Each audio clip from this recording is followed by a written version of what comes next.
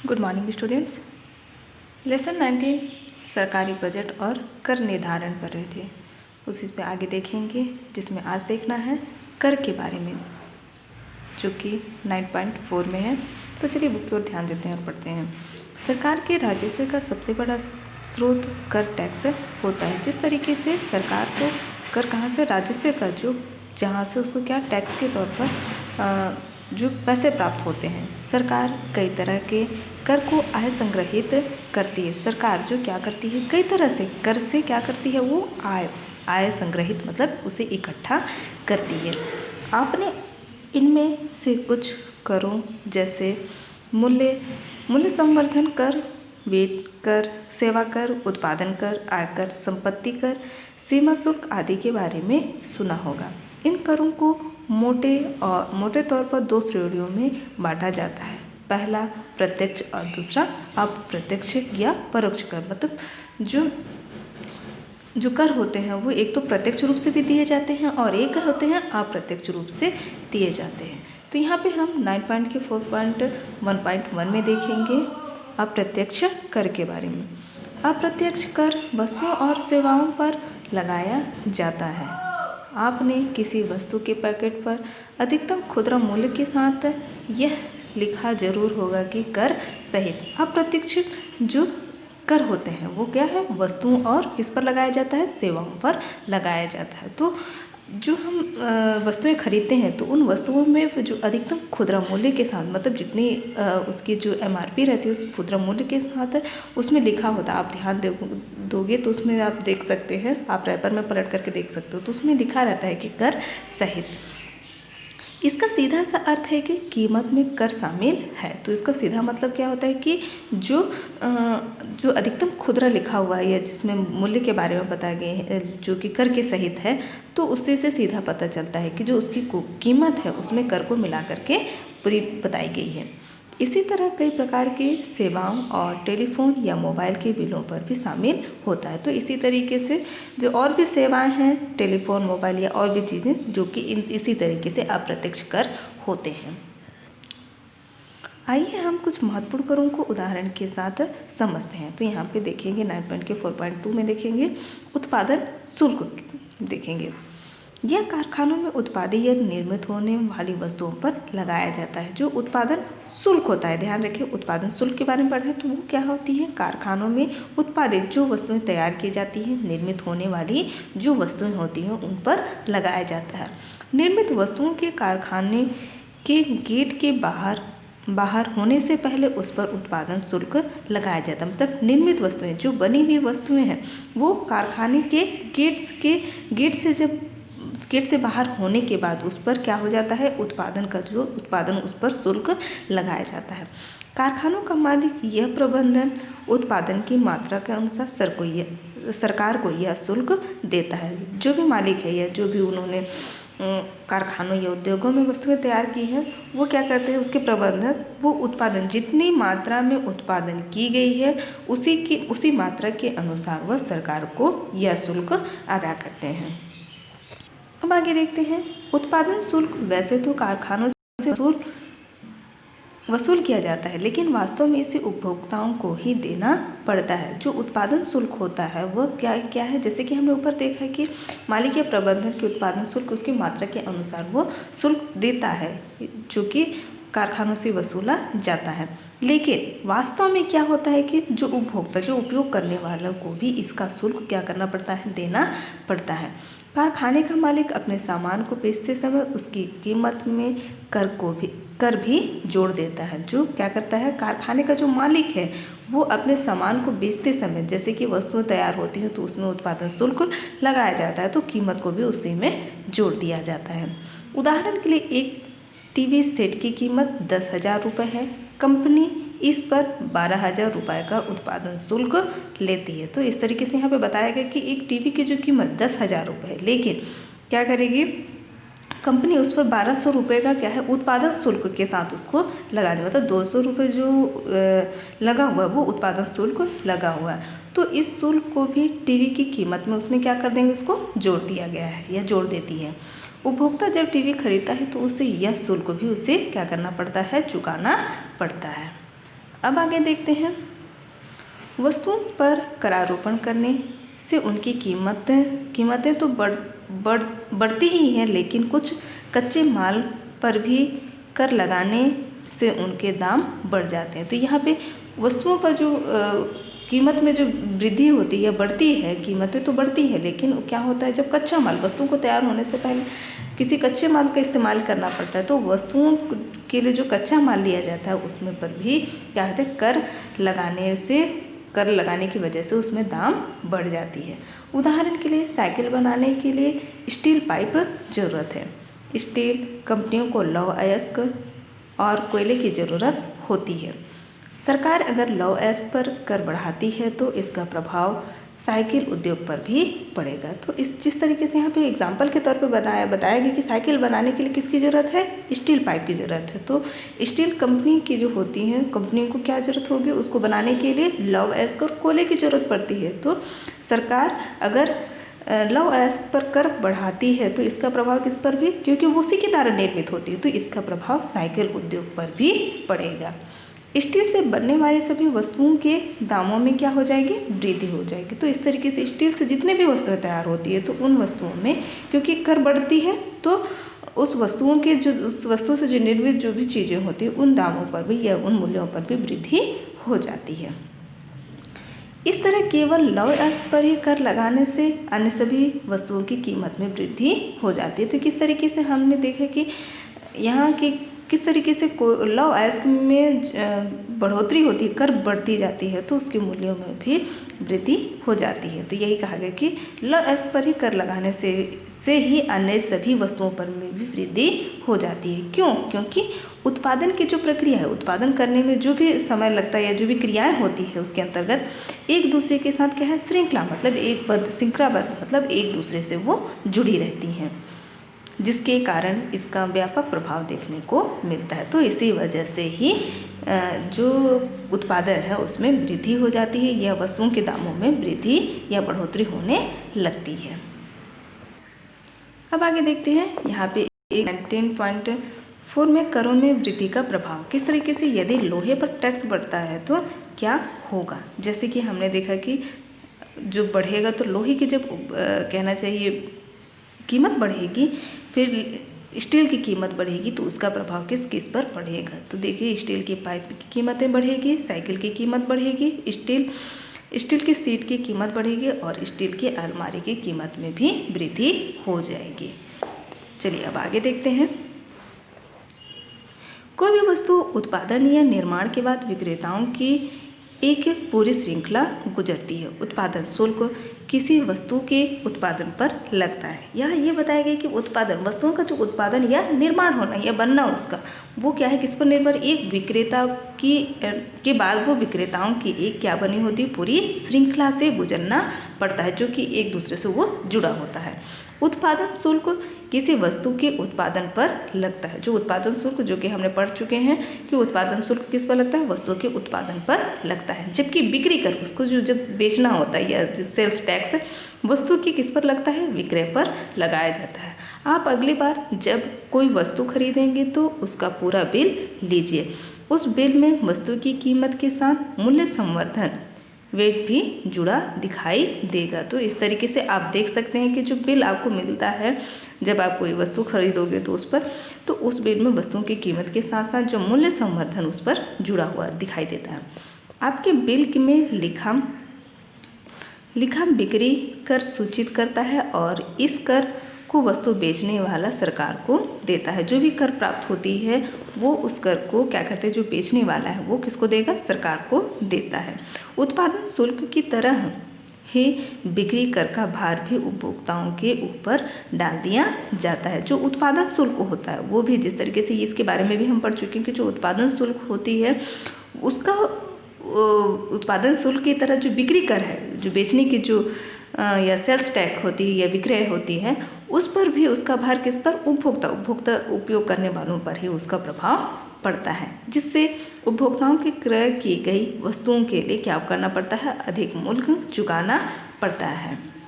अब आगे देखते हैं, आइए हम उसी टीवी का उदाहरण लेते हैं जिसका उल्लेख हम पहले कर चुके हैं। इससे हम जान सकते हैं कि कर के कारण किसी वस्तु की कीमतों में कितनी अधिक वृद्धि हो जाती है। लाभ और कर का अनुपात अलग अलग वस्तुओं और राज्यों के हिसाब से अलग अलग हो सकता है। लाभ और जो कर है उसका अनुपात मतलब अलग अलग जगहों पर या राज्यों पर उसका हिसाब जो होता है वो अलग अलग तरीके से किया जा सकता है।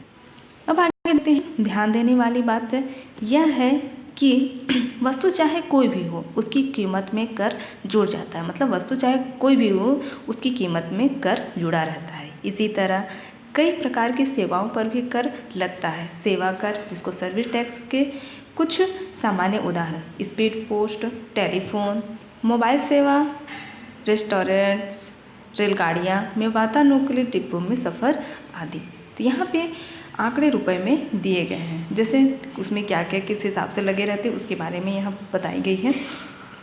निर्माण की लागत और निर्माता के मुनाफे के सहित। यहाँ पे जैसे जो निर्माण की जो लागत उसे निर्माण करने या बनाने में जो खर्च हुआ है उसे और निर्माता के मुनाफे के साथ यहाँ पे 10,000 क्या है। उत्पादन शुल्क जो होगा वो क्या है 1,200 रुपये। परिवहन, संग्रहण और रिटेलिंग की लागत वो 1,000 दिखाया गया है।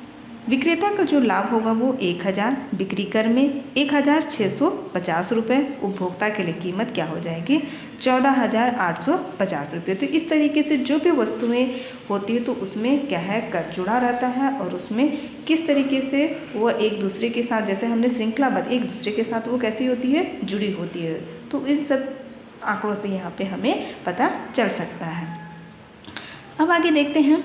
वस्तुओं पर लगने वाला एक अन्य महत्वपूर्ण कर क्या होता है सीमा शुल्क होता है। वस्तुओं पर जो लगने वाला एक अन्य महत्वपूर्ण कर होता है वो सीमा शुल्क है। इससे पहले हमने देखा कि कर किस तरीके से लगाए जाते हैं, प्रत्यक्ष कर के बारे में देखे और जो उत्पादन शुल्क होते हैं इन सब के बारे में। अब हमें देखना है सीमा शुल्क के जो किससे होती हैं विदेशों से आयात होने वाली वस्तुओं पर लगाया जाता है। विदेशों से जो आयात की जाती है उन वस्तुओं पर क्या लगता है सीमा शुल्क होता है। उदाहरण के लिए कोई व्यक्ति विदेश से लौट रहा है और अपने साथ एक कैमरा खरीद कर ला रहा है। ध्यान रखें तो उसे हमारे देश के हवाई अड्डे पर उस कैमरे पर क्या चुकाना पड़ेगा, उसे सीमा शुल्क चुकाना होगा। अनेक कारखानों को विदेशों से मशीनों या कच्चा माल आयात करने पर भी उसे सीमा शुल्क देना पड़ता है। तो इस तरीके से अनेक कारखानों को भी क्या होना पड़ता है कि विदेशों से जो भी मशीनें या कच्चा माल लाया जा रहा है तो उसके लिए उन्हें सीमा शुल्क देना पड़ता है। तो इस तरीके से सीमा शुल्क के बारे में भी आप सभी जान चुके हैं।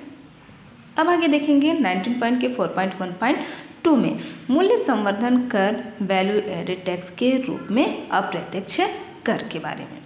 तारा ने अपने स्कूल के कंप्यूटर के लिए साईराम कंप्यूटर से 2 हाई ड्राइव खरीदी। बगैर वैट के बिल पर इसकी कुल कीमत 5,000 रुपये थी। इस पर 5% वैट लगाया गया और वैट के रूप में 250 रुपये की राशि जोड़ने के बाद उस हाई ड्राइव की कुल कीमत 5,250 रुपये हो गई। तो इस तरीके से उसमें क्या हुआ कि वृद्धि हो गई, उसमें 5% का उसमें क्या लगा दिया गया वैट लगाया गया। जैसे कि यहाँ पे बताया गया है साजिदा ने अपने घर के लिए एक इन्वर्टर बैटरी खरीदी। दुकानदार ने जो बिल दिया वह इस तरह से थे। सामान और रुपए इधर दिखाए गए। बैटरी जो कि 165 रुपये, बैटरी जो 12.5% के हिसाब से इसमें दिखाया गया है कि 1,146 रुपये। तो इसे इन दोनों को उसमें टैक्स वैट को मिला करके यहाँ पे उसकी पूरी रेट दिखाई गई है। अब आगे देखते हैं। प्रीति ने एलपीजी सिलेंडर खरीदा लेकिन बिल में वैट 0% था। तो यहाँ पे एलपीजी सिलेंडर जब खरीदे तो उसमें जो वैट वो कितना 0% दिखाया गया। ऐसा इसलिए क्योंकि दिल्ली में एलपीजी पर कोई वैट नहीं लगा दिया जाता। पिछले करीब एक दशक से वस्तुओं पर लगने वाले टैक्स को मूल्य संवर्धन कर प्रणाली में बदल दिया गया है और इसे नाम दिया गया है किसका? वैट का। उत्पादन यह उत्पाद और बिक्री कर दोनों के लिए किया जाता है। इसे समझने के लिए हम नीचे दिए गए उदाहरण को देखेंगे। तो देखते हैं कि किस तरीके से उत्पादन और बिक्री कर दोनों को किस तरीके से इस पर वैट के द्वारा इसका इस्तेमाल किया जाता है। तो देखते हैं, मान लीजिए एक बिस्किट निर्माता एक विश्वसनीय व्यक्ति से क्या खरीदता है? कच्चा माल खरीदता है। वह व्यक्ति उस बिस्किट निर्माता को इस तरीके का बिल देता है, जैसे सामग्री की लागत, कर और कुल बिल। कच्ची सामग्री जैसे गेहूँ, आटा, शक्कर और आदि, जो कि सामग्री की जो लागत है वो 90 रुपये, कर उस पर कितना लगा? 10 रुपये का, तो इस तरीके से वो 100 रुपये होगा। तो हमने क्या पढ़ा कि उत्पादन और बिक्री कर दोनों के लिए इस पर किया जाता है। अब आगे देखते हैं, मान लीजिए एक बिस्किट निर्माता 450 रुपये की क्या करता है? बिस्किट बनाता है। इसमें सभी लागत जैसे कच्ची सामग्री की कीमत, श्रमिकों की मजदूरी, ऑफिस और कारखाने का किराया आदि शामिल है। वह इसमें यदि अपने लाभ का 50 रुपये भी जोड़ देता है तो अब कुल कीमत आउटपुट क्या हो जाएगा? 500 रुपये हो जाएगा। जिस तरीके से हमने यहाँ पे देखा कि कितना? 100 रुपये, जो कि 10 रुपये उस पर कर लगा करके उसमें वृद्धि, कुल बिल क्या हुआ? 100 रुपये हो गई। तो उसी तरीके से यहाँ पे बताया कि इसमें अगर लाभ पर अगर 50 रुपये जोड़ दिया जाए तो कुल कीमत इसकी कितनी आ जाएगी? 450 रुपये। लेकिन हमने ये भी देखा कि एक बिस्किट निर्माता क्या है? 450 रुपये की बिस्किट बनाता है। वह इस बिस्किट को एक व्यापारी को बेच देता है। याद रखिए, निर्माता को बिस्किट की बिक्री पर कर चुकाना होगा। मान लीजिए कर की यह दर 10% है तो उसे कितना कर चुकाना होगा? तो यहाँ पे देखते हैं, बताई गई है पुरानी व्यवस्था के तहत बिस्किट निर्माता को कर के रूप में 50 रुपये चुकाने होते, तो 500 रुपये पर 10% कर की दर से इस तरह सरकार को कुल मिलाकर कितना होगा? 60 रुपये, चूँकि 10 + 50 रुपये जो हमने देखा था कर के रूप में उसे मिलते हैं। इसमें से 10 रुपये एक कच्ची सामग्री के विक्रेता को क्या करना पड़ा? के द्वारा चुकाया गया है, जो कि हमने आगे लिस्ट में जो सूची बनी थी उसमें हम देख चुके हैं। अब आगे देखते हैं, लेकिन मूल्य संवर्धित कर प्रणाली वैट में उत्पादक केवल मूल्य संवर्धन पर ही कर चुकाता है। लेकिन ये भी कहा गया कि मूल्य संवर्धन कर प्रणाली है जो कि वो केवल उत्पादक केवल किस पर? मूल्य संवर्धन पर ही कुल कर चुकाता है। कुल उत्पादित माल जितनी उत्पादन की गई है उसका आउटपुट 500 रुपये का खरीदा है। खरीदी गई कच्ची सामग्री इनपुट की लागत कितनी है? चूँकि हमने यहाँ पे देख चुके हैं 100 रुपये थे, तो 100 रुपये है। इस तरह मूल्य संवर्धित आउटपुट और इनपुट का अंतर निकल जाता है। इस मामले में यह 400 रुपये है। इस तरह उस बिस्किट निर्माता को 10% के हिसाब से कितना है? 40 रुपये कर चुकाने होंगे। इस निर्माता में जिस इनपुट का इस्तेमाल किया गया है उस पर पहले से ही कर दिया जा चुका है। इस पर दोबारा, मतलब जिस चीज़ पर कर पहले से लग चुका गया है या कच्चे माल के तरफ, तो उस पर दोबारा कर नहीं लगाया जा सकता है। इसलिए कहा कि दोबारा कर नहीं लिया जाएगा। इस प्रणाली में सरकार को कुल मिलाकर 10, जो कि बिस्किट निर्माता 10% के हिसाब से उसे कितना? 40 रुपये का कर चुकाने होंगे। तो 10 + 40 पर कितना हो जाएगा? इक्वल 50 रुपये कर मिलेगा। तो इस तरीके से क्लियर है। इस तरह स्पष्ट है कि मूल्य संवर्धन कर प्रणाली में निर्माता को कम कर चुकाना पड़ा। जो निर्माता है, जो बनाने वाले हैं, उसे कम कर चुकाना पड़ा, क्योंकि उसे इनपुट पर कर चुकाने की ज़रूरत नहीं है। जो कि कच्ची सामग्री, उस पर कर चुकाने की ज़रूरत नहीं है, क्योंकि जो कहना चाहिए जो मूल्य संवर्धित निर्माता है वो उस पर कम कर उसे चुकाना पड़ता है।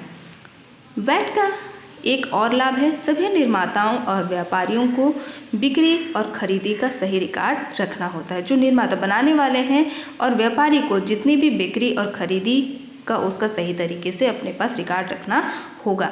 इसी बिल के आधार पर वे दावा कर सकेंगे कि इनपुट पर पहले ही कर का भुगतान हो चुका है। इससे कर विभाग कर अधिकारी से विक्रेता और क्रेता बिलों का मिलान कर सकेंगे। इस तरह से इस प्रणाली में क्या होगी कि कर चोरी की जो संभावना है वो कम हो जाएगी। इसलिए कहा जाता है कि जब भी आप कोई सामान ले या कोई भी चीज़ें करें तो उसकी लिस्ट बनाएं। तो इससे क्या होता है कि जो विक्रेता और क्रेता अगर बिलों का मिलान कर सकेंगे तो इस तरीके की जो चोरी होती है या इसके अंतर्गत जो चोरी होने की जो संभावना, कर चोरी की होने की जो संभावना रहती है वो कम हो जाती है। अब आगे देखते हैं 9.4.1.3 में आगे की ओर वस्तु एवं सेवा कर GST के माध्यम से। वर्तमान में कई तरह के अप्रत्यक्ष कर हैं, जैसे भुगतान शुल्क, बिक्री शुल्क, उत्पादन शुल्क, बिक्री कर, सेवा कर आदि।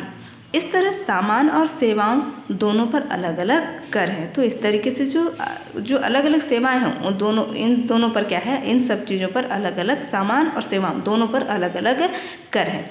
इसके अलावा राज्यों में कर की दर भी अलग है। तो इस तरीके से राज्यों में जो कर की जो व्यवस्था है वो भी अलग अलग दरें हैं। उदाहरण के लिए उत्तर प्रदेश की तुलना में दिल्ली में पेट्रोल कैसा है, सस्ता है। उत्तर प्रदेश में महंगा है क्योंकि दोनों राज्यों में पेट्रोल पर बिक्री कर की दरों में क्या हो गई है, अंतर है। जिस तरीके से यहाँ उत्तर प्रदेश की तुलना में दिल्ली में पेट्रोल क्या है, सस्ता, मतलब उत्तर प्रदेश में अधिक है।